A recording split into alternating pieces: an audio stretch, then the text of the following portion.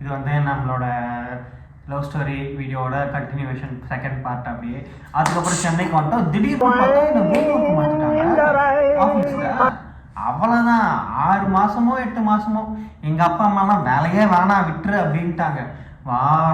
அதாவது Sunday night கிளம்புனோன்னா அதுக்கப்புறம் திரும்ப ஃப்ரைடே நைட்டு இங்கே சென்னைக்கு வரும். Vellore to Chennai, Vellore to Chennai, Vellore to நடுவில் இவங்களை வேற பார்க்கணும். ஆனால் அந்த கேப்பில் வந்து அவனுக்கு கட்டி கொடுக்குற சாப்பாடு எனக்கும் சேர்த்து எடுத்துட்டு வந்து 2 பேரும் ஒன்னா சாப்பிட்டுட்டு அதுக்கப்புறமா ஊருக்கு போவோம். இப்போ இப்படி இருக்காங்கல்ல, என்கிட்ட வரும்போது இப்படி இருந்தாங்க.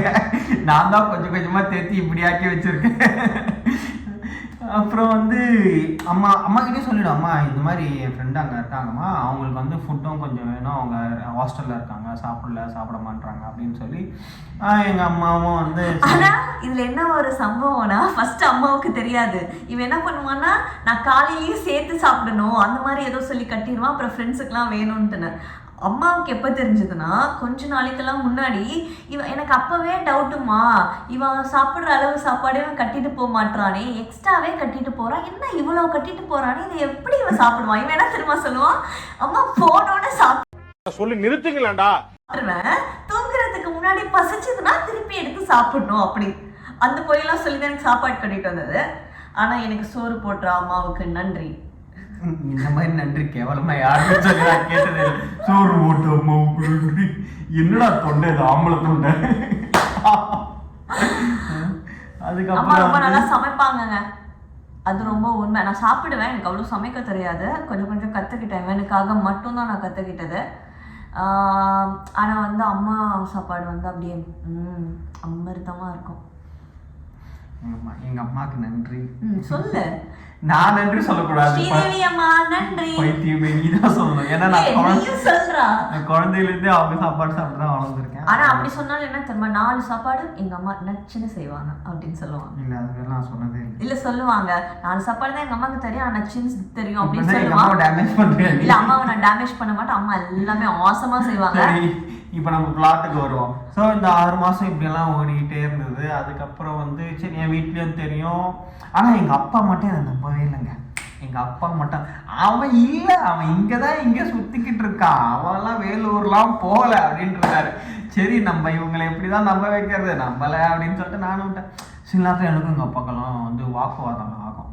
ஏய் நீங்கள் தானே இருக்க அப்படின்னு எங்கள் அப்பா கேட்டுருவாரு. நான் ஏன் வீடு வாசல விட்டுட்டு எங்கேயோ போயிருக்கணும்? இவங்க வேற ஹாஸ்டல்ல வேற இருந்தாங்க. இவங்க சரி இவங்க தனியா வீடு எடுத்தீங்க இருந்தாலும் பரவாயில்ல, இவங்க ஹாஸ்டல்ல இருந்தாங்க. நான் எதுக்கு, நானே கம்மியாக தான் சம்பாதிக்கிறேன், நான் வாங்குற சம்பளத்துக்கு வந்து தனியா வீடு எடுத்து சென்னையில எப்படி தங்க முடியும் நான்? ஸோ அப்படி இருந்த நிலமையில அப்படி போயிட்டு வந்துட்டேன். அதுக்கப்புறம் அந்த அங்கெல்லாம் முடிஞ்சிச்சு, மறுபடியும் சென்னைக்கே வந்துட்டேன். சென்னைக்கு வந்ததுக்கப்புறம் தான் சரி நான் எங்கள் 2 பேருக்கும் பிடிச்சிது. நாங்கள் 2 பேரும் பேசி பிடிச்சி ஓகே கொஞ்ச நாள் வந்து பழகலாம், செட் ஆகிடுச்சு. அதெல்லாம் எப்பயும் செட் ஆகிடுச்சு, பழகி பார்க்கலாம் அப்படின்னு சொல்லிட்டு அப்படியே ஜாலியாக போயிட்டுருக்கு, நல்லா போயிட்டுருக்கு. அதுக்கப்புறம் வந்து இருந்தோம், ஒன்றா இருந்துட்டு என் ஒர்க் பிளேஸும் ஒருவர் வந்து இங்கே இருந்ததுனால சரி ஓகே அப்படின்னு சொல்லி அவங்க வீட்டில் அப்படி தான் சொல்லியிருந்தது, ஒர்க் பிளேஸும் பக்கத்தில் இருக்குன்னு. அதுக்கப்புறமா வந்து ஒன்றா வந்தாச்சு, லைஃப் ரொம்ப நல்லா ஸ்மூத்தாக போயிட்டு இருந்துச்சு. சம்டைம்ஸ் ரொம்ப குட்டி குட்டி சண்டைலாம் வரும், அதெல்லாம் வந்து அப்படியே ஜாலியாக புஸ் சரியாக போயிடும். அப்புறம் அவங்க வீட்டுக்கு நான் போனேன். உங்கள் வீட்டுக்கு எப்போ லட்டு போனோம், இவன் பர்த்டே அன்னைக்கு நான் போனேன். ஐ ஸ்டில் ரிமெம்பர், இவன் பர்த்டே அன்னைக்கு நான் வந்து அவங்க வீட்டுக்கு போனேன், அப்பாவும் அம்மாவுக்கும் பார்க்குறதுக்கு. அதுக்கு முன்னாடி அம்மாவை ஒரு வாட்டி பார்த்துருக்குறேன், அம்மாவும் என்னை பார்த்துருக்குறாங்க. ஆனால் அப்பா என்னை எப்போ பார்த்துட்டாங்க. அந்த கதையை சொல்லி எங்கள் வீட்லேயே வந்து எங்கள் வீட்டில் எங்கள் அப்பா அம்மா 2 பேருக்கும் அவங்களுக்கு பிடிச்சிருச்சு, ரொம்ப பிடிக்கும். வந்து அவங்களோட சந்தோஷத்துக்காக சொல்லிக்கிறாங்க, பிடிச்சிருச்சு. எங்க அப்பா அப்பயே சொன்னாரு, உன் பையன் ஒரு நாள் கூப்பிட்டு வந்து இந்த பொண்ணை பிடிச்சிருக்குன்னு சொல்ல போறான் பாரு அப்படின்னு சொல்லியிருக்காரு எங்க அம்மா கிட்ட. எனக்கே அப்போ அந்த ஐடியா இல்லை. அப்போ வந்து எங்க அப்பா வந்து லைக் எங்க அப்பாவுக்கு கொஞ்சம் நிறைய பேரை தெரியுங்கிறதுனால, ஆக்சுவலி எங்க அப்பா ஒரு டெய்லர். ஓகே, எங்கள் அப்பா ஒரு டெய்லருங்கிறதுனால அவருக்கு வந்து இந்த சூட்ஸு இந்த கார்மெண்ட்ஸ் பற்றின இதெல்லாம் தெரியும். ரேமண்ட்ஸில் அதாவது ரேமண்டில் வந்து எங்கள் அப்பாவோட ஃப்ரெண்டு தான் வந்து அங்கே ஓனராக இருந்தார்.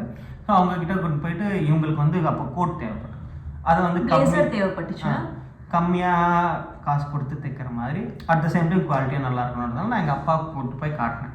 அப்போ எங்கள் அப்பா இந்த வார்த்தையை சொன்னார், உன் பையன் ஒரு நாள் கூட்டு வந்து நிற்க போகிறான்ப்பா அப்படின்னு சொல்லி நான் கூட்டு போயெல்லாம் நிற்கல, அவங்களுக்கே தெரிஞ்சிடுச்சு ஆப்வியஸாக.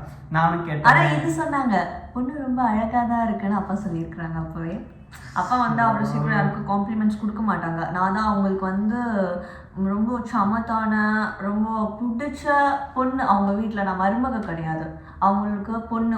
என்னென்ன சொல்றான் பாருங்க, கம்பி கட்டுற கதையெல்லாம் எடுத்து போடுறாங்க. பொண்ணு மாதிரி தான் இருக்கிறாங்க, என்னை பார்த்துக்கிறாங்க. ஆமாம் ஆமாம் உண்மையாவே உண்மையாகவே நான் சும்மா சர்க்காஸ்டிக்காக பேசுகிறதுக்காக நீங்கள் அப்படி நினைக்காதீங்க. உண்மையாக அவங்களுக்கு இந்த மாதிரி தான் பார்த்துக்கிறாங்க. அவங்க ஏதாவது கேட்டால் உடனே ஓடி வந்து செய்கிற அளவுக்கு அவங்களுக்கு பாசம் இருக்குன்னா பார்த்துக்கோங்களேன். எனக்கு அப்பா அம்மா ரொம்பவே பிடிக்கும், ரொம்ப இஷ்டம். ஸோ இப்படியே போயிட்டுருக்கு. அடுத்த வருஷம் நிறைய பிளான் பண்ணியிருக்கோம், நிறைய விஷயம் பிளான் பண்ணியிருக்கோம். அதெல்லாம் நடக்கணும், நல்லபடியாக நடக்கணும். எங்களுக்காக நீங்களும் ப்ரே பண்ணிக்கோங்க. இந்த வீடியோ பிடிச்சிருந்ததுன்னா கண்டிப்பாக எங்கள் சேனல் சப்ஸ்கிரைப் பண்ணிக்கோங்க. இந்த வீடியோ உங்கள் ஃப்ரெண்ட்ஸுக்கு ஷேர் பண்ணுங்கள், எல்லோரும் சப்ஸ்கிரைப் பண்ண சொல்லுங்கள். மறக்காமல் சப்ஸ்கிரைப் பண்ணிக்கோங்க. இந்த வீடியோ எப்படி இருந்துச்சுன்னு சொல்லி கீழே கமெண்ட் பண்ணுங்க. எங்க லவ் ஸ்டோரி பத்தி வேற எதுவும் எங்க லவ் ஸ்டோரி பத்தி தேவைப்பட்டாலும் டீட்டெயிலாக எதுவும் தேவைப்பட்டுச்சுனாலும் நீங்க கமெண்ட் செக்ஷன்ல சொல்லுங்க. கண்டிப்பா நாங்க முன்னாடி அவங்களோட லவ் ஸ்டோரி குட்டியா முடிஞ்சிருச்சு அப்படின்னு சொன்னா அது வந்து நிறைய விஷயம் இருக்கு சுத்தி. அதெல்லாம் ஒன்னொன்னா பிக் பண்ணி சொன்னோம்னா இந்த வீடியோ ஒரு 10 பார்ட்டா போகும். எனக்கு அந்த மாதிரி ட்ராக் பண்ண பிடிக்கல. If you want more detail, you can comment in comment section so that we will be discussing later. Okay, கண்டிப்பாக நீங்கள் காமெண்ட் செக்ஷனில் வந்து கேட்டிங்கன்னா நாங்கள் இன்னொரு பார்ட் இந்த வீடியோ வந்து பேசி உங்களுக்காக அப்லோட் பண்ணுறோம். அந்த மாதிரி குட்டி விஷயங்கள், நிறைய விஷயம் குட்டி மூமெண்ட்ஸ் எல்லாம் வந்து கண்டிப்பாக உங்களுக்காக நாங்கள் பார்க்க தான் குட்டி but it's a very memorable thing. ஆமாம், இவன் விட்டா very close to our hearts. பேசிக்கிட்டே இருப்பான். நாங்கள் கண்டிப்பாக அடுத்த வீடியோவில் பார்க்குறோம். பை.